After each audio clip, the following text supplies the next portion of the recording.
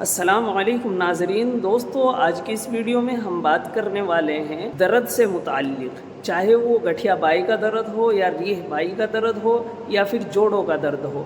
اب درد کئی وجہوں سے ہو سکتا ہے، کیلشیم، آئرن، ان فائبر، ان سب کی کمی کی وجہ سے بھی ہوتا ہے، وٹامنس کی کمی کی وجہ سے بھی ہوتا ہے۔ بہرحال جس درد کے بارے میں آج ہم بات کرنے والے ہیں وہ کیلشیم کی کمی والا درد ہے۔ یعنی اگر آپ نوجوان ہیں یا بزرگ ہیں اور آپ کو کیلشیم کی کمی والا درد ہو رہا ہے، کیلشیم کی آپ کے اندر کمی ہے، وہ والا درد آپ کو ہو رہا ہے، تو آپ اس نسخے کا استعمال کیجئے اور درد کو بائے بائے کہیے، کیونکہ یہ نسخہ درد کو بالکل نچوڑ کر نکال دیتا ہے۔ دوستو، بنا کچھ دیری کیے میں آپ کو نسخے کی جانب لے کر چلتا ہوں۔ نسخے میں آپ کو 3 چیزیں لینی ہیں۔ چینل اسکرین پہ آپ دیکھ رہے ہیں ہیرا ہینگ۔ ہیرا ہینگ آپ کو لینا ہے 1 تولہ یعنی 10 گرام۔ دوسری چیز آپ کو سونٹھ لینی ہے، سونٹھ بھی آپ کو 10 ہی گرام لینی ہے۔ تیسری چیز آپ کو لینا ہے دودھ۔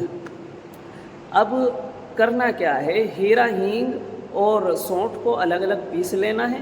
ہیرا ہینگ جو ہے آپ کو 1 چٹکی یعنی اتنی سی مقدار میں 1 انگلی اور 1 انگوٹھی کی مدد سے جتنی اٹھ سکے اتنی اس دودھ میں ڈال دینی ہے، اور آدھی چمچ سونٹھ آپ کو منہ میں ڈال کر کے اوپر سے یہ دودھ پی لینا ہے۔